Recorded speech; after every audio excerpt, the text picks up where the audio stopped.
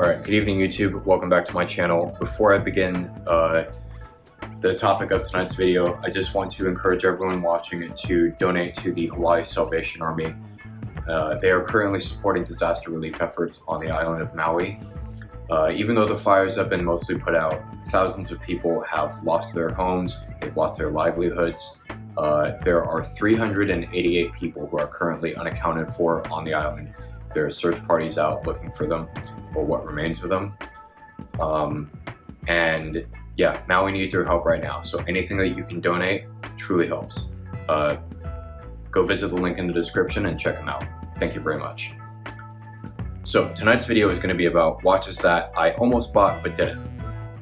Just because I did not buy these watches though in the past does not mean that I hate them. And it also doesn't mean that I won't come back around to them in the future. So without further ado, let's begin.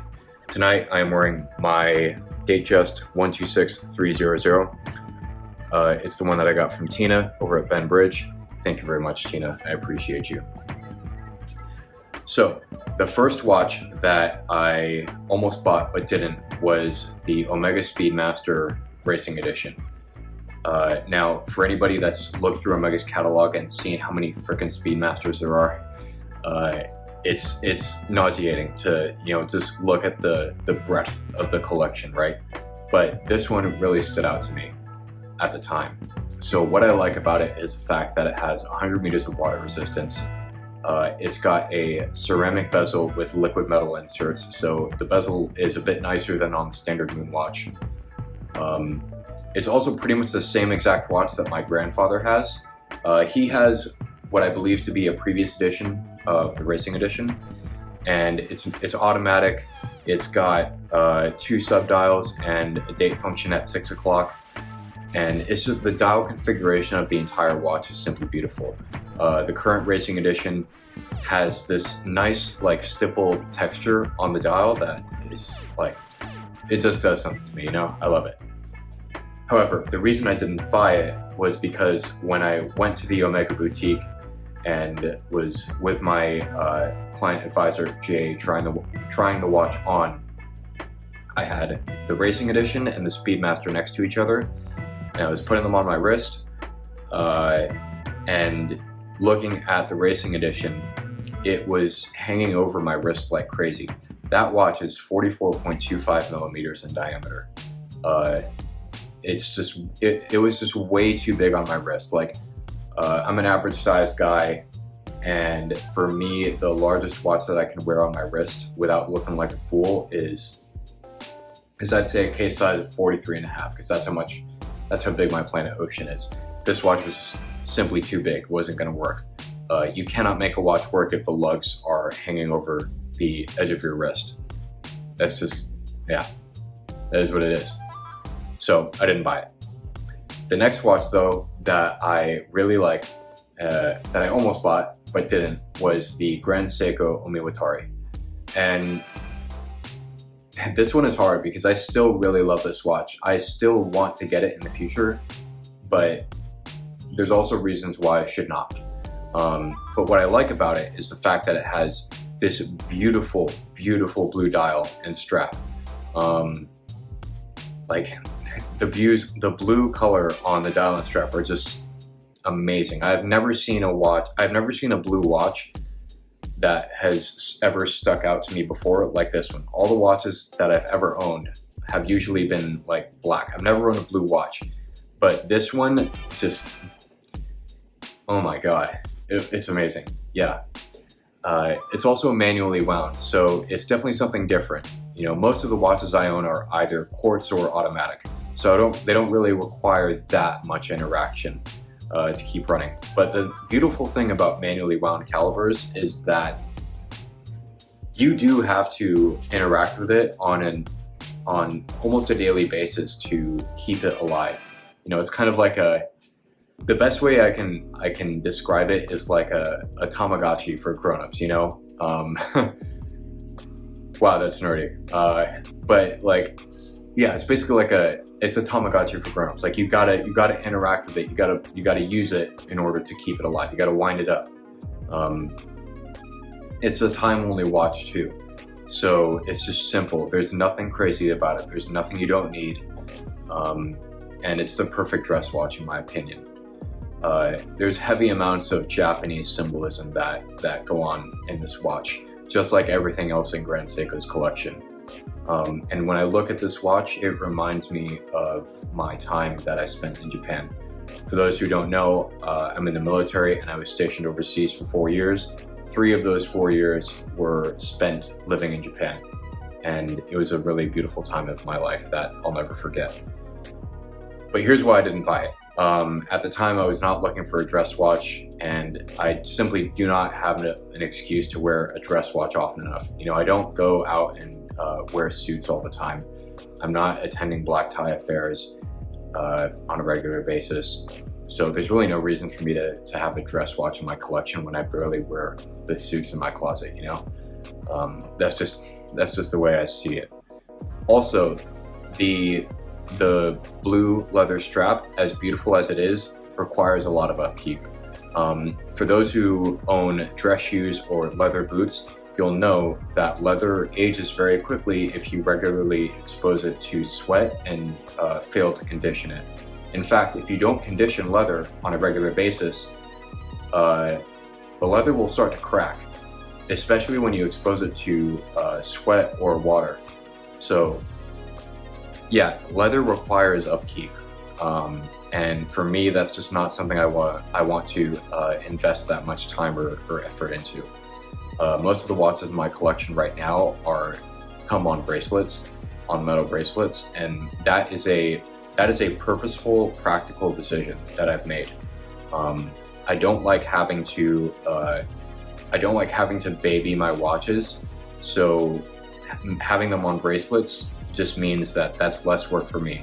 That's less work on my part to make sure the watches are taken care of. You know, metal bracelets are pretty freaking tough, as long as you can get over the scratches, of course. I don't feel like performing that level of maintenance on a watch strap. And that's as simple as that. Moving on though, the next watch that I chose to not get, even though I really like it, is the Tudor Pelagos 39. It's a tool-tastic watch, right? It's got this awesome no-nonsense design, and it's got this all-brushed finish that simply makes it perfect for any sort of tactical situation. Again, I'm in the military, so there are situations where maybe standing out isn't the smartest idea. Sometimes it's better to be inconspicuous and just blend in. And I think that the Pelagos 39, with its design and not having any shiny surfaces on it, it executes that perfectly. So yeah, I absolutely love it for that reason. It can stand on its own 2 legs as well without constantly being compared to the Rolex Submariner. I think what a lot of content creators in the watch space do nowadays with the Pelagos 39 is they're always comparing it to the Submariner. They're always saying, oh, this is what the Submariner should have been. Well, the Pelagos 39 is its own thing. It's its own line. And frankly, I think it can exist in its own space and be admired in its own right, without having to be compared to its bigger brother. You know, I don't think there's any reason for that. You know, it's a good watch, period. However, I did not buy it because of the fact that it's made out of titanium. I like the feel of stainless steel on my wrist. I like the heft of a stainless steel watch on my wrist. It makes me, I don't know, there's just something that feels good about it for me. And this is purely like a personal preference thing. Some people like lighter watches, that's okay, but I don't. I'm just not used to the feeling of a titanium watch on my wrist, and when I put it on and I tried it on in the Tudor boutique in Los Angeles, I realized it wasn't for me. Despite the fact that it's a beautiful watch, it's utilitarian, wasn't for me. So yeah, that is what it is. The next watch that I did not get, and this is going to be a complicated one, but this is the Rolex Submariner 114060. And this is a very specific example.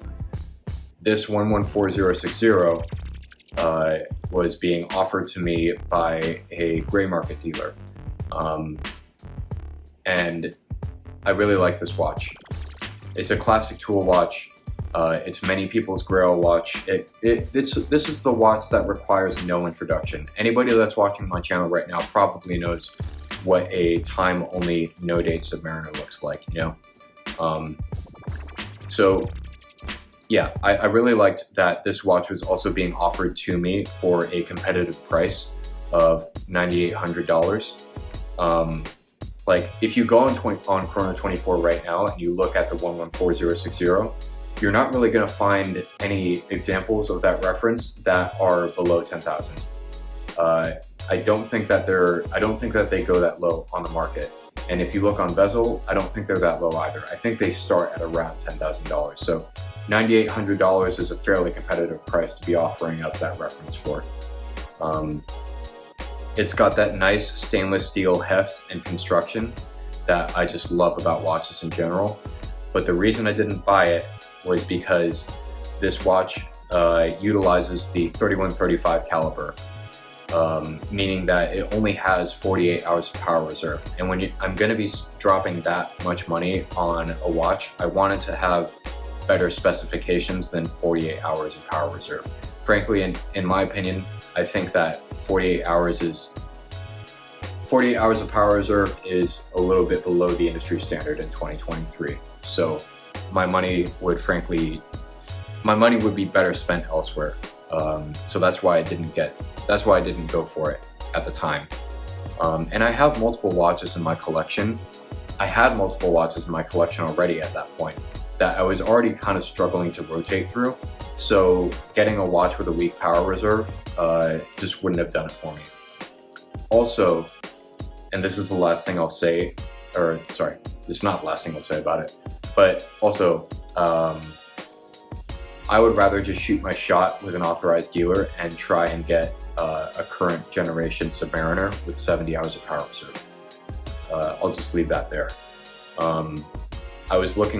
Lastly, I was looking for a GMT that day. So I'd gone around to different boutiques and different dealers, both gray market and authorized. And I was looking for a GMT, not a time-only watch. So frankly, that watch wasn't even like fitting my use case anyway. But that's all I'll say about the Submariner. Otherwise, amazing watch. The next watch that I liked but didn't get was the Omega Planet Ocean GMT Master Chronometer. And I had been looking at this watch the same day that I was looking at the Submariner. This is a multifaceted tool watch. It works just as well as a dive watch. It works well as a dive watch because it has 600 meters of water resistance and a helium escape valve. Not that you need a helium escape valve. I'm not a saturation diver. I don't know any saturation divers. So for me, like the helium escape valve is useless, but it's cool that it's there, you know? But it also works as a GMT. So you've got so much going on in this watch that is just, as far as utilitarianism goes, it fits the bill. It checks all the boxes, you know? It can do everything and go anywhere. Also, I know that this watch, had I bought it, would have fit me perfectly. I own a Planet Ocean, like the standard time and date master chronometer, 43.5 millimeter. That watch fits me amazingly, so I know for a fact that this watch also would have. But the reason I didn't buy it was because at the time when I was looking around, and again, I was looking at this watch at the same day that I was also looking at the time-only Submariner. It wasn't in stock at the Omega boutique that I usually shop at. They didn't have any in stock at the time, so I would have had to order it, and frankly, I wanted to pick up a watch that day. I wanted to put it on the wrist, try it on, and then either walk out with it or not. But it wasn't even available in the boutique, so I didn't bother. Additionally, when I by the time I had gotten around to other authorized dealers, I had tried on the Explorer 2, and that was the watch that I ended up purchasing that day. And I've worn it in my videos, you guys have seen it. It's just, yeah, it just works better for me. It fits me a bit better. I've made many memories with that watch at this point. I think I made the right decision in getting the Explorer 2 over the Planet Ocean GMT. So, yeah. One of the final watches in this video that I almost bought but did not get was the Longine Hydro Conquest Black. Black dial, black bezel.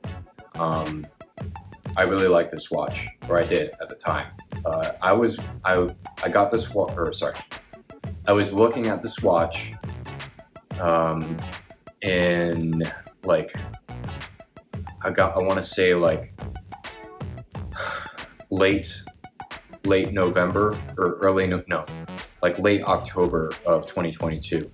I had just bought a Tissot C-Star 1000 a couple months prior, and I was enjoying that watch, but I didn't enjoy it enough. I wanted something a bit more premium, you know? And I had a bit of money to play with. So I was looking at this watch. The Submariner was already on my radar, and I landed on this Longine Hydro Conquest. It's a relatively affordable watch compared to its peers at around $17.75. That's really not much money compared to competing brands when you think about it. This watch has got 300 meters of water resistance, it's got 72 hours of power reserve, it's 41 millimeters in size, and it has an anti-reflective coating on the underside of the sapphire crystal. You know, that sounds very similar to another watch that's also on this list, right? It's in competition with the Submariner. It's got that Submariner-like dive watch design, but it still kind of has an original design identity with numbers at the 12, 6, and 9 on the dial. So it's original, but it's also competing with other watches in that tier and in that category. So the reason I did not get this watch was because I knew that if I did buy it, it just wouldn't scratch the itch for a Submariner. Like I want a Submariner. Buying a Longine is not going to, for me personally, buying a Longine is not going to scratch that itch. I don't believe personally that settling for a watch that isn't what you truly want is going to lead to a sense of contentment. I think that's something that needs to be talked about in regards to watch collecting in general, is that we're all looking for a feeling of contentment, you know? We're buying pieces. I think what we're looking for is to feel some sort of sense of satiety and to be satisfied with our collections as a whole. You know, like we reach a point where we're like, okay, I'm good. I don't feel like I would have even gotten close to that with a Longine Hydro Conquest. So that is why I did not buy it. But in conclusion, as I stated in the beginning of this video, just because I didn't buy those watches back then doesn't mean I won't probably circle back around in the future and give those watches a second look. Because again, these are, objectively, they're amazing watches. They're freaking awesome. But buying every watch that catches my attention in the moment is not a good strategy for collecting. It's not always a good strategy for collecting. And there are other watches that I want far more than these that are also far more expensive. And that requires me to be more disciplined and more discriminatory about how I spend my money in all areas. So yeah, I have goals I have goals for my watch collection that are on the horizon, but they just require me to save up and they require me to make choices. So with that being said, that's going to be it for this video. I hope you guys liked it. If you did, please leave a like. If you have any thoughts or suggestions for me or any advice that you want to lend, I would really appreciate it. Just leave it down in the comments below. And if you want to see more content from me, please subscribe. Do not forget to go down to the link in my description and donate something to the Hawaii Salvation Army, because again, the people of Maui really need your help. With that being said, I want to thank you for watching and have a good night.